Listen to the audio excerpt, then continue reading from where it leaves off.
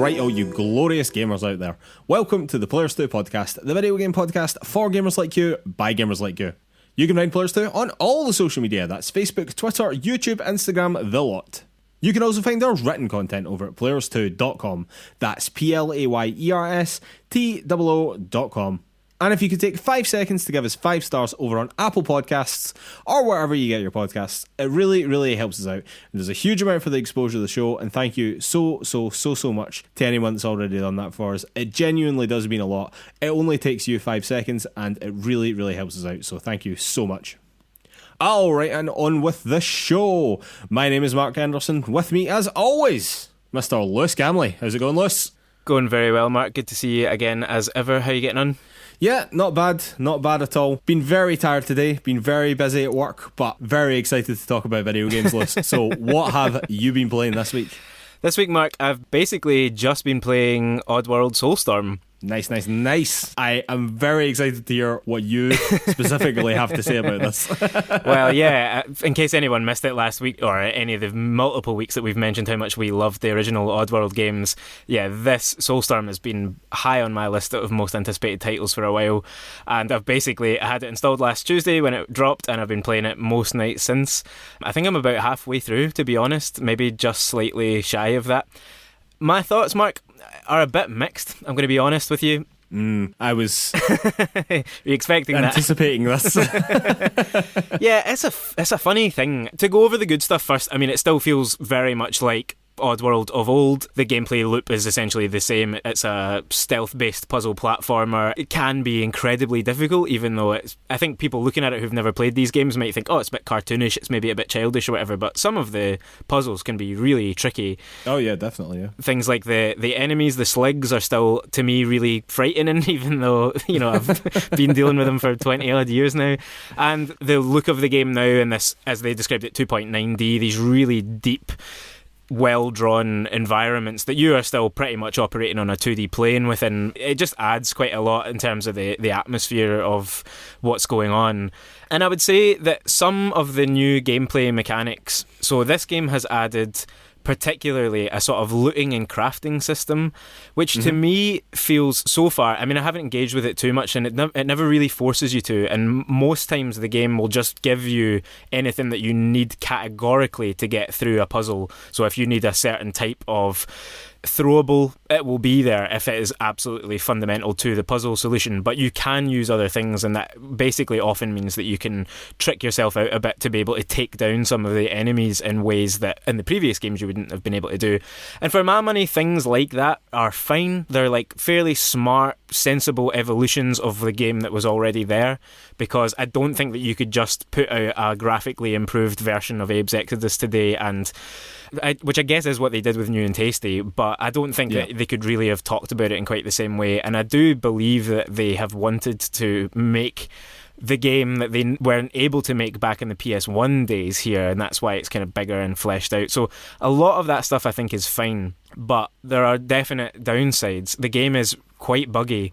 Yeah, I've heard a lot about the bugs list. I'm going to say that is the main thing that I've heard about the games, I would say. I mean, I haven't experienced any of the 2 bugs that the developers kind of mentioned as the game dropped, they weren't game breaking, but that you would either be sent back to a previous checkpoint or that might quit you out of the game or whatever.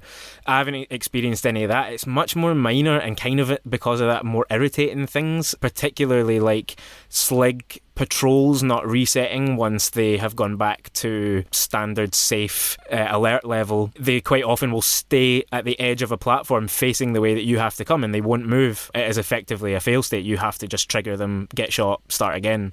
Secondly to that, and I think almost a bigger problem in some ways, the checkpointing system to me feels broken. It may well be intentional, but to me it feels like it's not fit for purpose.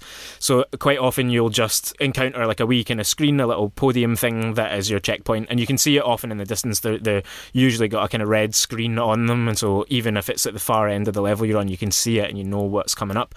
But the issue really is that well, one, really frustratingly, there'll be times where you've hit the checkpoint and then you do something, completely menial, just like clear out some boxes that are in front of you and loot the lockers and the bins that are around you, and you get all your new stuff. And then normally you would want to checkpoint again there, or manually save or whatever, so you don't have to just redo that boring stuff.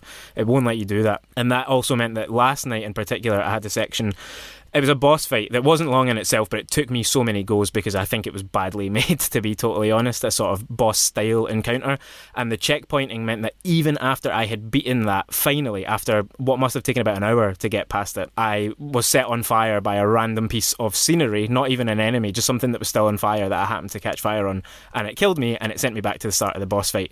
Now, things like that I just don't think are suitable in a modern video game, one developed for the PlayStation 5, effectively. I think default checkpoint after you beat a boss. I think just universally across video games. Yeah, I think absolutely. that's fair. And just, I think things as well, just like letting you, manually checkpoint again. Like if you're passing the same thing, just let it say, "Yep, I'm saving again here because I've just tidied up in some way. I've moved my Dawkins from here to here, and I want to save that bit of progress."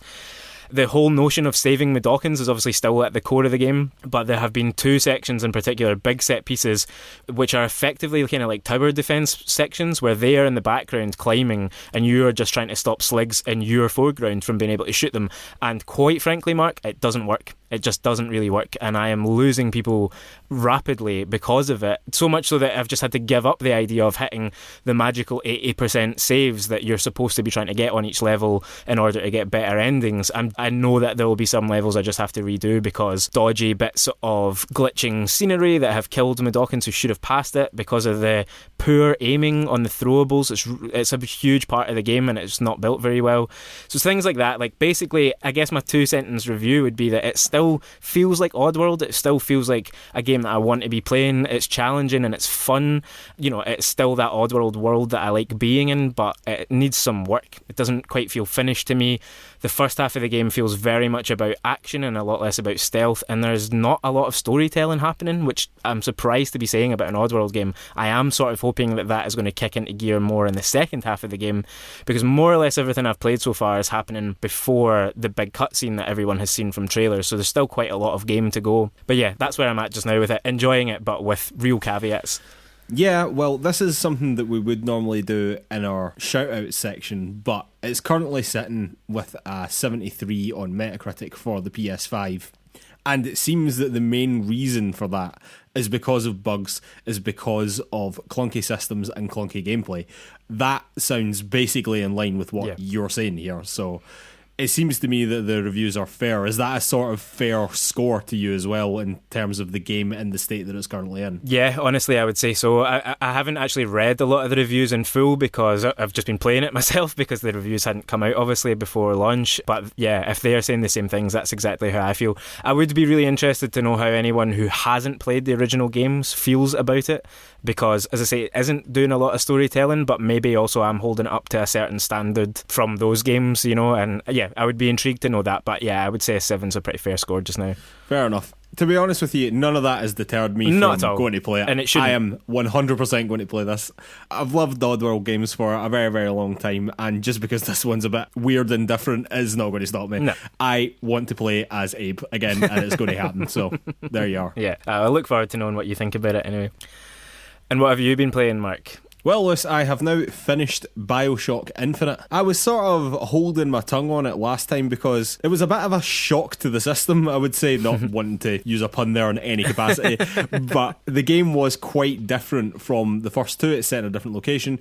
In a lot of ways, it had quite a different vibe, although there was an inherent Bioshockness. But ultimately, I think that the game is pretty good, really. I think that the game is pretty good. I don't think that it was anywhere near as interesting as the first two, frankly. I think that my takeaway from playing this entire series is that Ken Levine is very good at telling stories in video games, and he's very good at building richly drawn worlds in video games as well. I know that he wasn't involved so much in the second one, I don't think, but in the first and in Infinite, he definitely was. So yeah, this is my first foray into his games, really, and I've come away quite impressed, I would say. Good, yeah. But also, Lewis, adding in another shout out to the wrong section of the show here, we have actually got some news about Bioshock 4, which came from an advertisement for a job for Cloud Chamber, which is the name of the studio that will be working on Bioshock 4. Which says that the game will be primarily open world, which to me feels like even a step further away again than Columbia was from Rapture. So Columbia sort of opened everything up and felt a bit more open world-y, but it wasn't. It was pretty linear, let's be honest. But in comparison to the tight corridors and small rooms of Rapture, which I really think just lent so much weight to that world, like the environments that you were in were just really brilliant. Like I really loved that underwater environment. It's something that I never thought I would have loved, but it was so good. It really, really was. And this just seems like another step away from that again, which to me isn't terribly exciting, to be completely honest with you. It's going to have as well like primary and secondary missions, so your main campaign and your side missions, like one of thousands of open world games lists. And the game will not be set in Rapture or Columbia, it seems, again, so it'll be set somewhere completely different. Which I'm not necessarily against either, but I'm just intrigued by it now, I suppose, at this point. Like, the reason why I went to go and play the collection was because I knew that Bioshock 4 was coming out. I knew that Ken Levine wasn't involved in Bioshock 4, but nonetheless I wanted to go back and play those old games anyway, because I think when this comes out it will be exciting for a lot of people, you know what I mean? This series that's been dormant for so long is getting another installment, and it's something that lots of people loved, particularly the first game. People will say that it's among the best games ever made, and to be honest with you, who am I to argue with that? Like, I really enjoyed the first one despite its age. I've got to say, like, I really did. I thought it was brilliant. So yeah, I'm intrigued by Bioshock 4 more so now, I would say. Definitely more so now. When it was first announced, I was sort of like, oh, that's cool for the people that like that. Yeah. But now, I think I'm sort of one of those people. I mean, that's good. That's, like you said, that was the reason you picked it up in the first place, was to kind of get that bit of gaming history into your system and see how you felt about it. So looking at it now as well, you mentioned last week that you thought that Infinite felt a little bit like it should have been just a new IP from the same team, and I guess sort of feels like what 4 is going to feel like, probably, if it's in a new setting and it's open world and by the sounds of it slightly more action RPG-ish as well, you know. Yeah, I mean, they did narratively wrap it back into the old games as well, to be fair to them. In the end, they did do that. So it felt slightly less separated from those original 2 games. But in terms of feel and just what the game was trying to do and the action focus of it all, yeah, it didn't really feel like it meshed very well with the first 2 games, which just had such an incredible... Again, I don't really know how to describe it apart from an incredible vibe about it, these incredible environments, like all your weapons and whatever, just the whole style of the place and the way that you played in these narrow hallways and these close-knit sections versus these quite open arenas where you were fighting what felt at times like hordes of enemies, whereas the first 2 games just really weren't that at all, you know. Again, I'm not really saying that that is a bad thing in any capacity. It's just very different from what I was expecting from the game, you know. So I must admit, Infinite was not my favourite of the 3, I don't know if you can tell, but certainly not a bad game, and I'm certainly glad that I played it. And Lewis, I think we will leave it there. And now it's time for the news. Alright, Lewis, news item number 1. Xbox is apparently in talks with Hideo Kojima to publish his next game. This actually all stems from the announcement of a new PlayStation 5 game called Abandoned, and then somehow a rumour emerged that this game was secretly Kojima's next project, but in actual fact it is just the first major game of a Dutch studio called Blue Box Games. Jeff Grubb from VentureBeat eventually put this rumour to rest, stating that Abandoned was nothing to do with Kojima at all. Nothing to do with Kojima. I actually felt quite sorry for this studio because they ended up having to make this big statement saying, Hideo Kojima has nothing to do with this, we're just a relatively new studio. But Jeff Grubb also said that, in fact, Kojima was in talks with Xbox to publish his new game. This isn't actually the first time that we have heard of a rumoured Kojima Xbox connection. Phil Spencer did an interview in February with a Kojima Productions figurine in the background on a shelf, which is something that we know Phil Spencer likes to do to tease upcoming announcements. He did this famously with the Xbox Series S. He had one of them in the background of an interview that he was doing on a bookshelf or something like that, way before it was even announced. Grubb then went on to say that he wasn't aware if the deal with Xbox had been closed yet, but to his understanding, Kojima is Microsoft's focus to crack Japan, for lack of a better word, which is a market that Xbox have always been struggling with, we will say. Certainly in the face of competitors like Sony and Nintendo that are just so embedded in Japanese culture in comparison to Microsoft, which isn't in the same way. I'm not sure, Lewis, that there is a bigger name in video games more synonymous with PlayStation, despite the fact that he never actually worked there, but is more synonymous with PlayStation than Hideo Kojima. This would be absolutely massive, I think. Like, this would be massive, massive, massive. And it would be something that I would sort of go, oh, well, that's obviously not true. Like, that's so ludicrous. I couldn't possibly believe that. But then I think to myself, well, they bought Bethesda, so anything is possible in this world. Anything is possible. I have to say that Jeff Grubb is a bit hit and miss when it comes to these things, we will say. But to put something like this out there, I think that you have to have a bit of confidence that this is not just bullshit, you know? Yeah, particularly to have linked it into a story that wasn't actually about Kojima or Xbox. You know, he's responded to this abandoned stuff. This came out of the announcement of a PlayStation 5 game somehow. Yeah. So there would be no need to kind of insert this conjecture if he didn't, you know, have trustworthy sources on it. You know, it could well be the case. It could well be being discussed by lawyers right now as we talk to each other. That doesn't mean it's going to happen. But yeah, this is massive. I think you're right about Kojima not only being kind of one of the hugest names and semi-synonymous with PlayStation, but he's probably the most well-known name within games, generally speaking. You know, particularly with people who know games or invested in games a bit. Most people will know Kojima more so than they will know just about any other game director, I would say. Yeah, he might be the most, I mean, maybe apart from Miyamoto.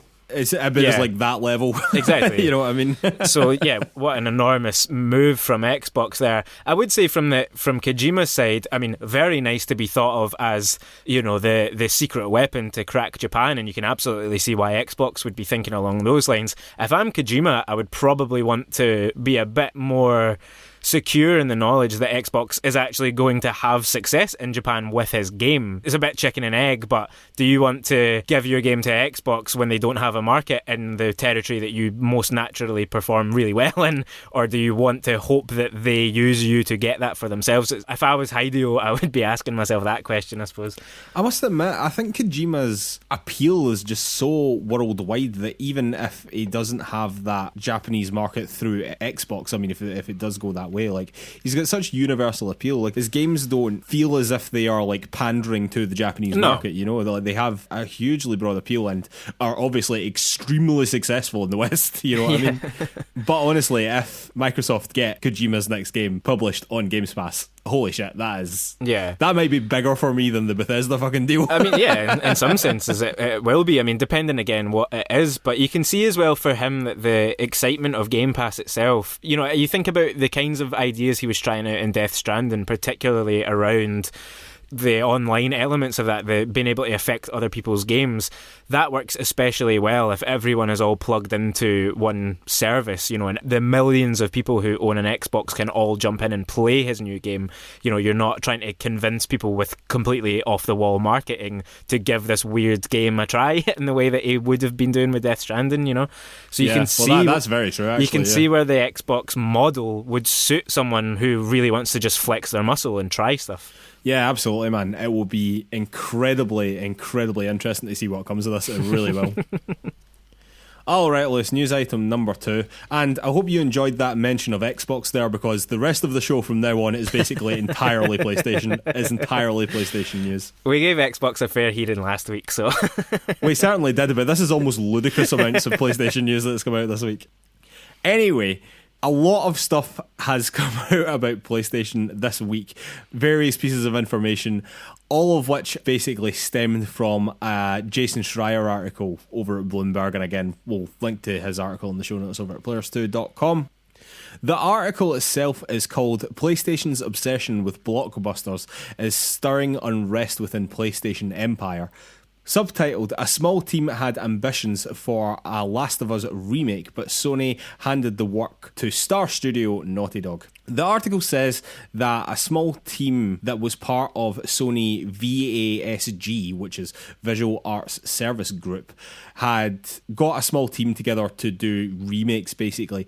VASG is a support studio that has worked on probably almost all of the big Sony IP. I think that the ones that were in this article specifically mentioned Spider-Man and Uncharted, but I would be very surprised if their fingerprints weren't on the vast majority of Sony IP as a support studio.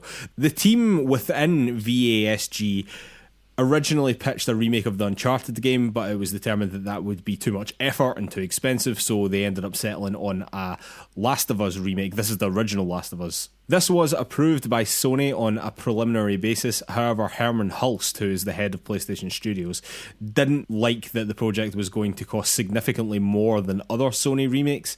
Ultimately, the project has now been handed back to Naughty Dog, and VASG are supporting them and have gone back to their previous role, if you want to put it that way. This meant that the devs who had been part of this group, who wanted to do remakes, who obviously wanted to have more of a creative input in the games that they were developing, have subsequently left the studio. It was also said in the article that Sony Bend had pitched a sequel to Days Gone, which had been turned down by Sony.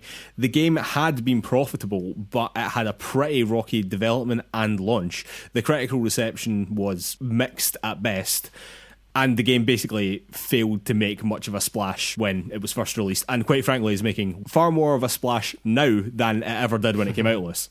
After this, Sony Bend were then assigned to help Naughty Dog with their multiplayer game, which is almost certainly Factions 2 or some spin-off of The Last of Us, and a new Uncharted game, which was basically what their job had been for years before they got to develop their big AAA game Days Gone. However, the higher-ups at Sony Bend weren't happy with this and also subsequently left. To be honest with you, fair play to them, and fair play to the VASG guys as well. Like, if you want more creative control over the games that you're developing, and Sony sees Bend and, VSG was always a support studio, but is looking at these studios more support studios rather than leading studios, then, I mean, fair play to you, if that's what your ambitions are for your career. Not that I think that there's any shame whatsoever in being at a support studio. They have an incredibly important role, really. But Sony Bend have since started work on their own IP again, presumably with new creative leads. From this article, there does seem to have been a narrative developing that Sony has abandoned its smaller games as well, but I don't really understand where that comes from, because Sony for a very, very long time now is basically focused on big budget smash hit games like The Last of Us, God of War, Ghost of Tsushima, Spider-Man, Uncharted before that. They have been focusing on that for a long, long time, but that doesn't mean to me anyway that they're not supporting other studios as well.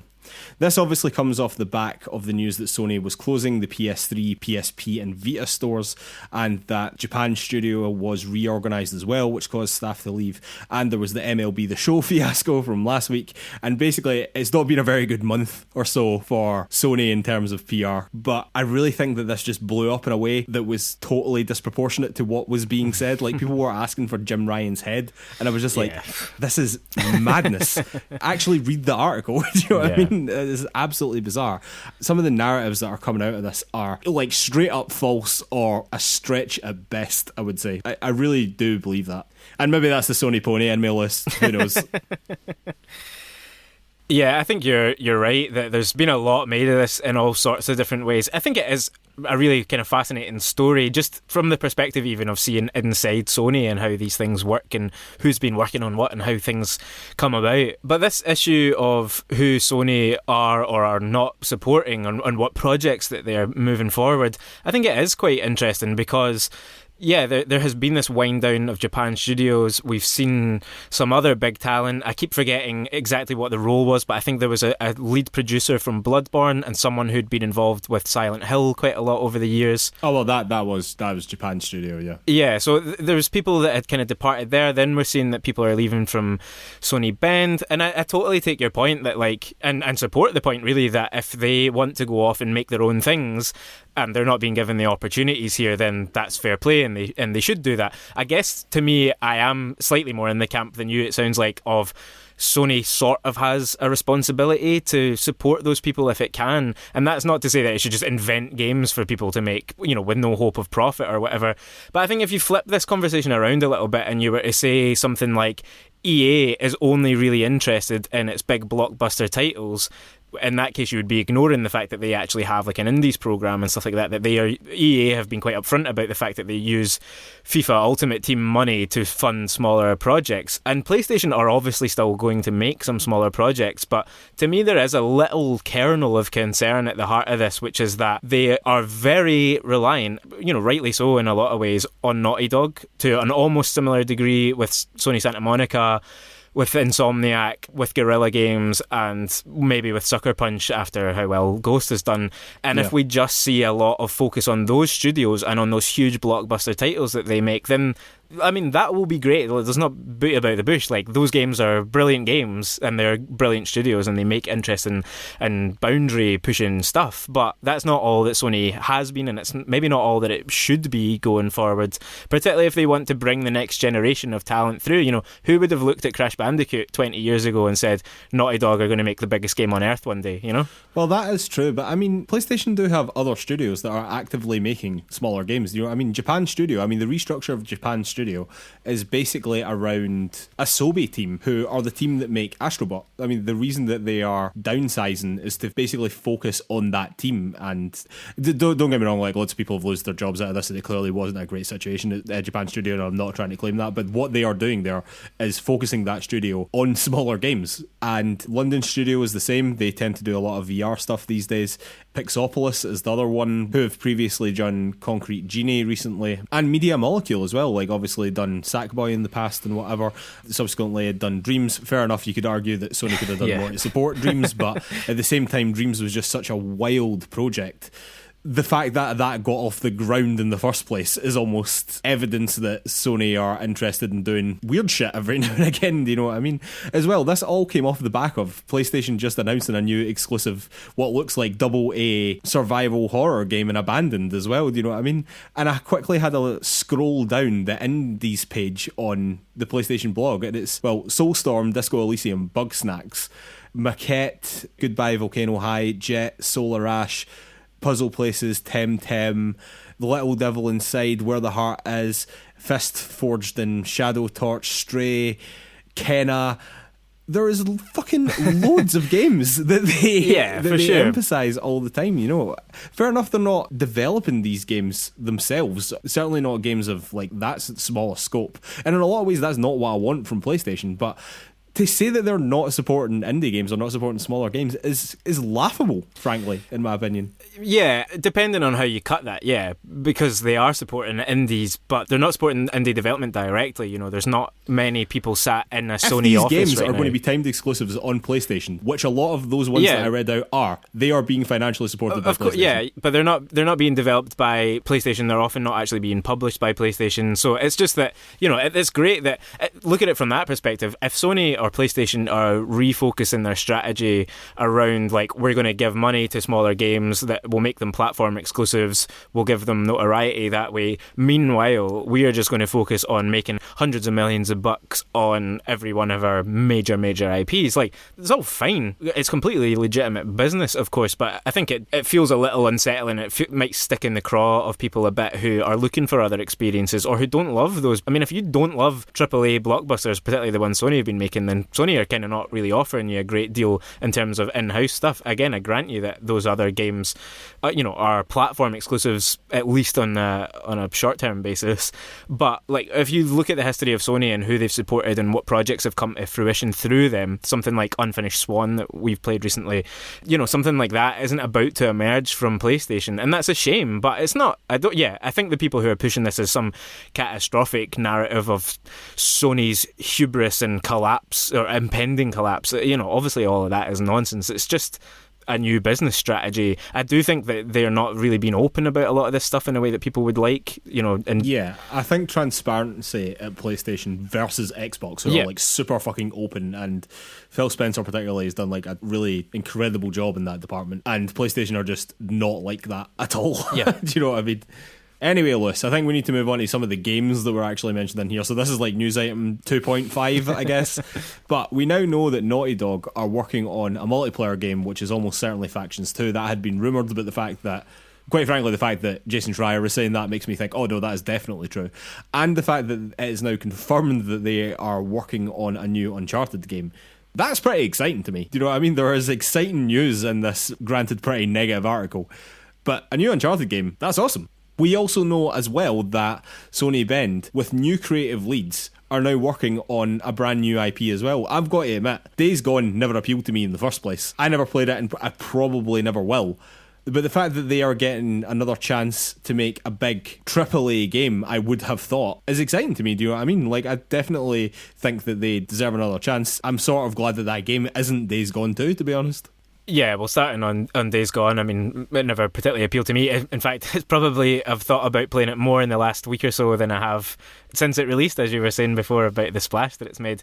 Again, I would just say it's a shame that it has led to some of the creative leads from Sony Bend, including, I believe, some of their founding members having left. Yeah, I think two of the founding creatives have now left. They've left because Sony wouldn't support a Days Gone 2, which, again, is fair enough. That's up to Sony, and the numbers probably don't bear out that game deserves a sequel, but did the studio do enough to show that they've got ideas and that they could have built a bigger, better game next? Possibly. But yeah, they're working on something. They're not being scrapped. I think the real fear that the article kind of hints at is that Sony Bend, the staff there, thought that they were going to be swallowed by Naughty Dog, which I can completely. Oh no, yeah, I mean that. that's a real and genuine fear. It sounded like, and yeah, I mean that would have that would have sucked, because that would have just been a consolidation of the studios, which I don't think bears out well usually. No, exactly, and for the other games that are being thrown about, I mean, yeah, this multiplayer is almost certainly going to be The Last of Us 2's multiplayer that's been talked about and moved around and stuff, so we can bank on that, I think, in the not too distant future. Another Uncharted game is interesting. I mean, there's been talk that there would be like a smaller project developing within Sony somewhere. It sounds like that's maybe moved back to Naughty Dog themselves. Will that be a full title? Will it be like a Lost Legacy style spin-off, start of a new non-Drake saga? I don't know. I mean, again, all of that sounds good. I don't think Naughty Dog are known for doing multiple game developments at once, though, which probably is where you then ask for a Bend to come in, But I think that they overlapped Lost Legacy and something. Is that right? Lost Legacy and the first Last of Us, would that have tied in? Is that right? Well, I know that a lot of what they did in Lost Legacy then made its way into 2, so you could see how somewhere around all that the process have overlapped. Yeah, but the thing about Sony Bend is that if you are a Days Gone fan, unfortunately you're not getting a sequel, and that genuinely probably does suck for you. But in terms of that studio and those creative leads leaving, Sony obviously weren't saying to them, we will not give you another chance to make a big AAA game, it sounds like, or we will not give you the chance to lead your own game development again. We just don't want a Days Gone 2. Because they have been given the opportunity to work on new IP, which is arguably a bigger risk from Sony than going for Days Gone 2, because sequels sell better. Yeah. The Last of Us Remake, Lewis. The original game came out in June 2013. The remaster came out in July 2014 for the PS4. The game is 8 years old in June, and the remaster will be 7 years old in July. This has been the subject of much conversation. Thoughts generally on the remake? Yeah, I don't think it's needed, to be honest. I mean, I guess no remake is strictly needed, no video game is strictly needed, I guess, if you really drill down, but I don't really see that there's any clamour for it. That was the overriding... I mean, it's rare that you see the internet all kind of unanimously agree on something, but it did feel like the internet was kind of saying why in response to this. I just played the first game right before the second game came out, played it through fully for the first time, and it's a little dated, sure, but it's not that bad. To me, it just doesn't feel needed. I'm not angry about it in any capacity, but... No, it's interesting that the group at VASG were actually the people that pitched this. It wasn't Naughty Dog. They've just been handed this project. But I mean, I basically agree. The thing is that this is going to be very probably a very, very good remake of arguably one of the best games ever made. This is going to be great. Is it actually necessary? I mean, no, it's not. Am I angry about it? No. Honestly, do I really care? Like, No, not really. Like, I don't really know why everybody's got their knickers on a twist about this. If a remake of the first Last of Us doesn't interest you, nobody's twisting your arm, running your back, getting you to play it. Do you know what I mean? Like, it's fine if this is what they want to make. Is it strictly necessary? No, I don't think it is, to be honest. But at the same time, I'm not really all that wound up about it either.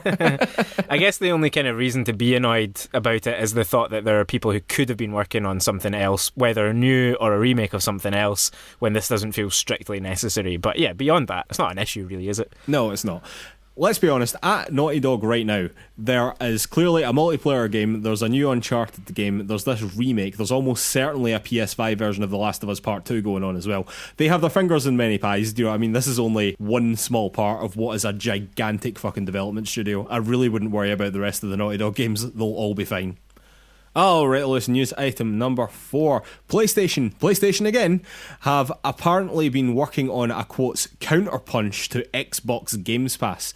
This is according to God of War creator David Jaffe, who allegedly heard this from sources at PlayStation. However, PlayStation CEO Jim Ryan said this in an interview with GamesIndustry.biz back in September. Our pitch, as you've heard, is new games, great games. We've had this conversation before. We're not going to go down the road of putting new release titles into a subscription model.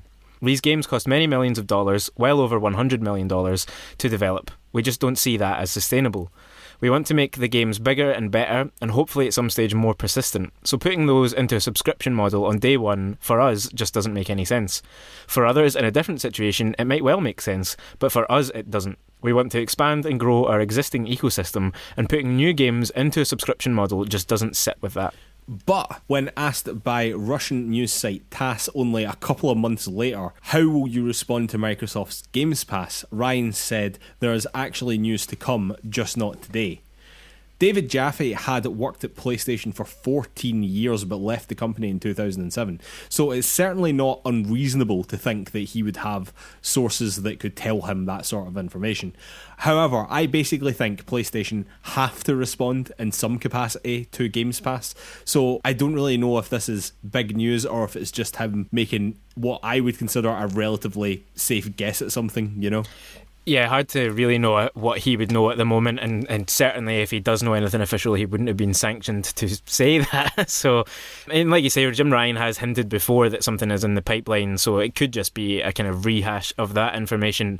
And like but you he's say, also hinted before that nothing is in the pipeline, I don't know what the hell they're thinking, to be honest. Like you say, they've kind of got to do something. I think that the latter half of that statement I just read talks about new games, which is maybe the interesting wrinkle in that you could maybe see some expansion of the PlayStation Plus collection to include more older games, or some change to PS Now, which could put newer games on it but still not day and date in the way that Xbox does. But yeah, they've got to do something, and they've got to start speaking about it fairly soon, I think. Yeah, me too. I mean, Games Pass just dominates the narrative so much every time a new game comes there on day one, do you know what I mean? Because it's always, this is $60, $70 or whatever on PlayStation, and with your subscription on Games Pass, no additional charge day one.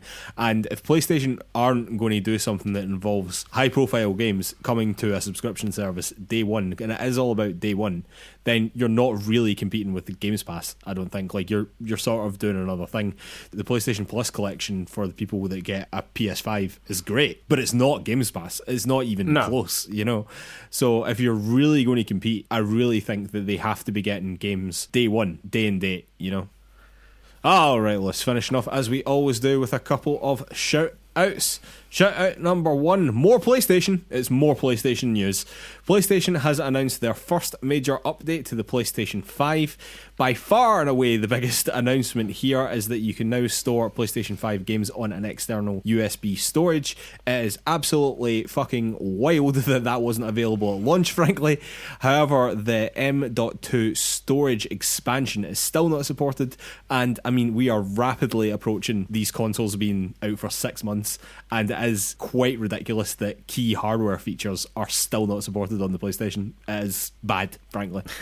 Yeah, great that this has finally made its way here, but I totally agree with you. It does feel like sort of all stuff that should have been there at least much sooner than now, if not. I think you can't even still play PS5 games off of a USB storage. You can only store them there. You'll never be able to do that because of the way that it takes advantage of the SSD and stuff like that. You'll never be able to play PlayStation 5 games off of a USB storage. You'll never be able to play Xbox games off of a USB storage either. It would have to be. I wasn't sure you had to transfer them back as well. Yeah, I mean, exactly. It feels like stuff that should have been there then, like storing your own games on an external drive is something that has been around for quite some time. So, and it's good that it's there now, but yeah, to take 6 months for something that seems simple enough is a bit odd. Yeah, absolutely. All right, shout out number 2. Epic Games has secured $1 billion in funding, which isn't very interesting until you learn that 1/5 of that, $200 million, has come from Sony. That's right, it's more PlayStation news. You thought it was Epic, but no, it's not. Epic have said this regarding the investment. This round includes an additional $200 million strategic investment from Sony Group Corporation, which builds on the already close relationship between the two companies and reinforces their shared mission to advance the state-of-the-art in technology, entertainment and socially connected online services. And Epic CEO Tim Sweeney also added, "We are grateful to our new and existing investors who support our vision for Epic and the metaverse. Their investment will help accelerate our work around building connected social experiences in Fortnite, Rocket League and Fall Guys, while empowering game developers and creators with Unreal Engine, Epic Online Services and the Epic Games Store." It'll be very interesting to see if anything comes of this, basically, but PlayStation games going to PC, which I think is what everyone's really interested in between these two, have in the past come to Steam anyway. I don't know, with Sony investing more money into Epic, that necessarily is indicative of anything, but it's certainly not a bad sign for people that want to get their games through Epic. I think that there's a not insignificant chance that you could see at least timed exclusivity on PC for Sony games on the Epic Game Store. But yeah, interesting, I will say, Lewis. Yeah, but it's potentially that. There's also the connection to Unreal Engine 5, which obviously was kind of tied up with the PlayStation when it was first announced. Yep, yeah, that's true. Even things like, obviously Epic have just bought Fall Guys, but that came to PlayStation first and was kind of it launched on PS Plus. And I think Aloy came to Fortnite today as well. So you can just see Sony is maybe looking at Epic and the things Epic are doing as smart business investments, but also good marketing tools for a lot of their own projects. So it's a natural fit. I'm a little surprised that Xbox hasn't maybe thought to do the same as well. Haven't bought them yet, you mean? Yeah. All right, and final shout out number 3. Just because I didn't want to finish on another Sony story, Nintendo have announced their new Indie World Showcase for this Wednesday. Unfortunately, we are recording this podcast on a Tuesday, and we would normally have this podcast come out the following Thursday, but in actual fact, this week it's going to come out on Friday, so apologies for being a day late. Life stuff got in the way. It happens. We'll be back to regular scheduled podcasting in the future. However, the showcase is going to be 20 minutes long. But if previous indie showcases, or the last few previous indie showcases, are anything to go by, I wouldn't be getting your hopes up for anything overwhelmingly interesting. No, I would echo that. I'm sure loads of people on the internet right now are getting very excited, but don't. Yeah. Unless it's Silksong, Lewis, I just don't care at this point. Alright, Lewis. Time for a beer, and then we'll be back with Topic of the Week. And we are back for Topic of the Week. Topic of the Week this week is PlayStation remakes we would like to see before the Last of Us Remake list. Yeah, a fairly obvious topic this week, but it was almost unavoidable given the news that it looks like The Last of Us is going to get a full remake only 8 years after its initial release. And already having had a remaster. Yeah. There's so many games across the history of PlayStation, from games that they've developed and published, that maybe deserve a remake before The Last of Us does. So we're just going to do a bit of a quick rundown of some of the games from across the PlayStation generations that we would be particularly interested in, whether because we loved the games originally or just for other reasons. I think that there could be quite a mix of stuff in here, so let's just get going, Mark. Yeah, go for it, man. You kick us off. This was your idea. Crack on, man. Well, yeah, I've got this list of games from across the 4 kind of prior generations and the 2 handhelds, and I guess there's definitely some obvious ones that a lot of people have been clamouring for a while. I guess the first one to mention in that sort of vein would be Siphon Filter, which is a Bend Studio game originally. Yeah, I think they were called something else back then, if I remember incorrectly. But yeah, I believe that is Sony Bend. Yeah. That actually made Siphon Filter. I mean, it's actually a franchise which I hadn't quite realised until I was sort of researching this list, that it just went on for ages in different forms, whether it was like smaller games on PSP or Vita, or just like some lesser known sequels on some of the later consoles. My memory of Siphon Filter is just a very good PS1 demo. I suspect that's about the extent of it that you played as well. Yeah, it absolutely was. I don't really know why I never played Siphon Filter, to be completely honest with you, because I remember enjoying the demo that I played that came with the official PlayStation magazine, I believe. So much. Like, I really, really enjoyed that a lot. So I have no idea why I didn't play that game. And if they made a remake, I would be very interested in playing it, frankly. Yeah, and it feels like it fits in with modern gaming, just that it's a third-person kind of stealth action game, as far as I remember it, and it just had a brilliant taser. That's my overriding memory from the demo. But yeah, that's the kind of game that I think a lot of people will have been thinking about when this Last of Us news broke, so it felt important to mention that one. Yeah, absolutely. I suppose the one that jumped out to me immediately was Ico. Yeah, or absolutely. Eco, depending on how you want to say it. I think it's Eco. Do most people say Eco these days? I think they do. I still say Ico, but that's because I was saying it before I'd ever heard it said aloud, I think. Let's go with Eco. In the face of the Shadow of the Colossus remake, obviously, which was absolutely phenomenally good. Such an incredible remake. If they could do the same thing with Eco, amazing. Like, I would be all about that, man. I think you probably would be as well. Yeah, out of every game on this list, I think that is the one that I would want the most. I was looking to see if I could play it on PS5 recently, and you can't possibly unless you've got PS Now. It's just a beautiful, brilliant game, and I think it would probably still stand up pretty well if you even if it just got a proper remaster on PS5. But for sure, yeah. I mean, probably some clunky controllers, but but that kind of goes with the territory as well. yeah, 100%. Yeah. Another one for me, which does feel like something that they will do eventually as well, would be some sort of remake / remaster / packaging up of all of the original God of War games. Now, obviously, there have been remasters of some of those, and I think there's been a collection disc or two put out over the years, but if they took those, particularly those first 3 games, if you could find a way to kind of remake all of that into one game, or maybe 2 games that was kind of like God of War, the Greek years, or something like that, you know, and that's definitely what they should call it. That's definitely what they should call it. I don't even think it should necessarily be remade in the same style as God of War 2018, because, you know, quite a different game, really. Even just a full kind of remake and up-resing of those original games in the sort of, I don't even know what you'd call that viewpoint. It's sort of semi-isometric, I guess, way up above Kratos that you played those games from. I would say, well, yeah, it's a sort of top-down almost, isn't it? Yeah. For me, like, I've got enough interest in that franchise that I would love to know and play those old games, but I don't really have any intention of ever digging them out and going back to those, because I suspect they won't hold up very well. So a remake of all of that would be great for me.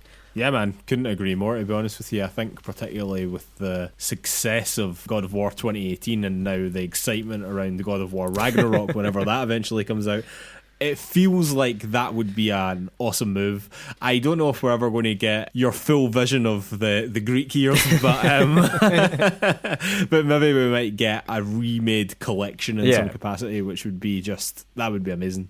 I suppose the other one that I was thinking about was the Resistance series, which sort of went away for no reason so far as I can work out, because I really, really enjoyed those games back in the day. So this was a first-person shooter sort of army versus aliens, wasn't it? Yeah. But it was really good. It was made by Insomniac, I believe, wasn't it? I think so, back in the day, before the Spider-Man days.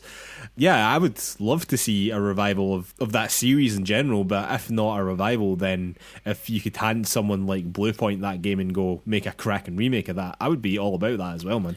Yeah, particularly just like laser focused in on tidying up some of those first person shooter mechanics for today's audience. I think that the core idea there of like an alternate World War II where aliens come was always, you know, a decent enough idea. You could definitely do more with that. It's interesting that PlayStation also done a similar thing with Killzone at the same time. That was sort of like space Nazis. Yeah. I mean, those two franchises in my head are very similar. They feel quite connected for not any discernible reason, really. I guess they were just the big PlayStation first person shooters, but you know, Killzone is one worth mentioning in this conversation as well, is something that, particularly that first game, I think has a story that would merit bringing the game to today's audiences with a remake. I don't know that, the whole series necessarily holds up, but... No, I think that Killzone, like, in its original form, was more to do with replaying the story as, like, different characters, and each character had, like, different properties. I think that they sort of lost that along the way somewhere, but that sort of original concept for Killzone I always thought was quite good. I thought that the series could have done better than it ultimately did, but Guerrilla Games have ended up making Horizon Zero Dawn, so I'm really not complaining too much. Yeah, fair enough in that front. Let me chuck a bit of a curveball at you quickly, Mark. A game that came out 2 years after the original Last of Us does, but one that may well deserve a remake or at least a remaster, and that is Bloodborne. If you were the boss of Sony, would you be talking about The Last of Us being remade before anything happens with Bloodborne? I wouldn't be talking about The Last of Us getting remade before I put Bloodborne on PC and put it on PS5 at 60 frames per second. No. Do I think that it needs a remake? Absolutely fucking not. The game plays so good. Yeah. So good. In fact, I would be scared to have someone touch it lest they ruin it, Liz. It plays that fucking well. I genuinely don't think that it needs a remake in any capacity. However, I think that it should definitely have a PlayStation 5 version. It really should have a sequel. I'm not really sure that that's ever going to happen, to be completely honest with you. It stands alone, so it's not the end of the world if it doesn't, but I just want more of it, basically. And I mean, if any of these games were going to wind up on PC, like Bloodborne really is the one that should be there. That is a PC gamer's game, do you know what I mean? Yeah, absolutely, yeah. And there's a huge amount of clamour for that as well, yeah. Oh, 100%, yeah, definitely. Well, the last game from me that really started this whole conversation was Uncharted, because that is the game that VASG originally wanted to remake, but it was determined that it was going to be too much time and too much money, presumably because it is quite a lot older than The Last of Us, and therefore much more deserving of a remake.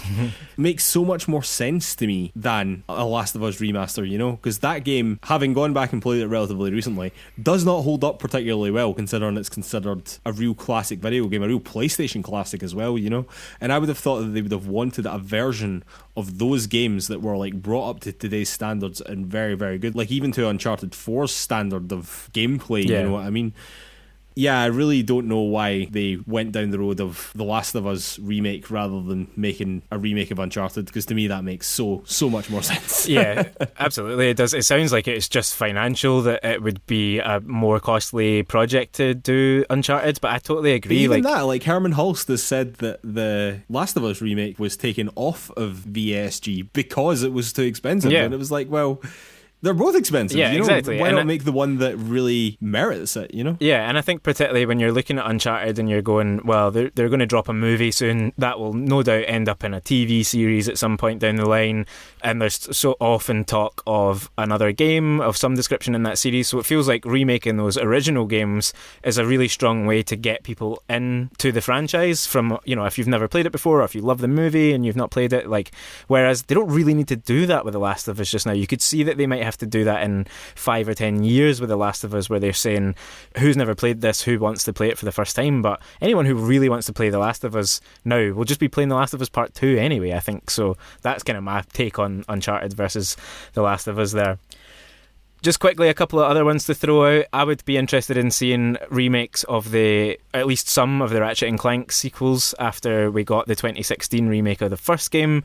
You were just saying to me off air that actually some of those reviewed even better than I had imagined that they had, so even more interest there in seeing that be done. And in a similar vein, and I'm sure a lot of people will be talking about it just now as well, is Jak and Daxter, that whole series that was really big on PS2 but maybe started to lose its way a bit. You could totally see that a remake, again, even like a remake that condenses all three into one game sort of thing, I could totally see that going over well and potentially re-sparking a series like that. I think Sly Cooper's another one in that absolutely vein, I know that had a huge fan base. It was never a game that I really played, to be honest with you, but I know a lot of people out there absolutely loved those games. I think that was Insomniac as well, wasn't it? Yeah, got a feeling it was, yeah. And one for me that has always been in the back of my mind as being a great game that was kind of forgotten about, and I would honestly love to see it come back. I'm sure I've mentioned it on this show before, and that is The Getaway on PS2. I would just really love to see that. If anyone hasn't played it or doesn't remember it, this was a sort of a GTA style game back on the PS2 where you played as, I believe, if I remember correctly, both a London cop and a gangster. I can't remember if that was one and the same person or if you played two characters. I have a feeling you played two characters though. It was just a kind of like London set gangster game in a kind of fairly detailed and realistic London for that time. And as I'm saying it now, I'm like, well, you could definitely put that out now and it would sell and it would probably be really good. I think that was London Studio, who obviously are now kind of more in the VR space. I guess it's kind of roughly where like Blood and Truth has emerged from. But yeah, I would love to see a big PS5 remake of that. Yeah, I must admit, it's not really a game that I was ever particularly interested in. I actually don't know if I ever played The Getaway, Lewis. I'm sure you did, be honest with me, but I'm sure I did. Like, even if it was just with you, I'm sure I did. But yeah, again, it's just one of those games from back in that sort of PS2 era that were sort of, it was very wrapped up in the GTA 3 San Andreas sort of time, I remember. But it was one of the ones that really stood out, you know. I definitely remember that. So yeah, man, I would happily see a remake of that as well. Definitely. Alright, ladies and gentlemen, I think we'll have to call it a day there. I'd like to remind everyone that you can find PlayersToo on all the social media. That's Facebook, Twitter, YouTube, Instagram, the lot. You can also find our written content over at PlayersToo.com. That's PLAYERSTOO.com. And if you could take 5 seconds to give us 5 stars over on Apple Podcasts or wherever you get your podcasts, it really, really, really helps us out. I know I say this twice a week, every week, but it really does not become less important on a weekly basis. It really does only take you 5 seconds, and it genuinely helps us out a huge amount. So thank you so much to anyone that's already done that for us. It genuinely does mean a lot. I'd like to remind everyone that our play-along game for this month is FTL Faster Than Light. Still not played it yet, Lewis, but it is now downloaded, so we're one step closer. Yeah, I've got it installed. I was actually thinking of playing it this week because I have a feeling, given that it's a bit of a roguelike, it might take longer than I am probably imagining it will, so I might well jump in a wee bit earlier than normal. Yeah, to be honest with you, I was sort of thinking the same thing. So hopefully we both get through it in time, Lewis.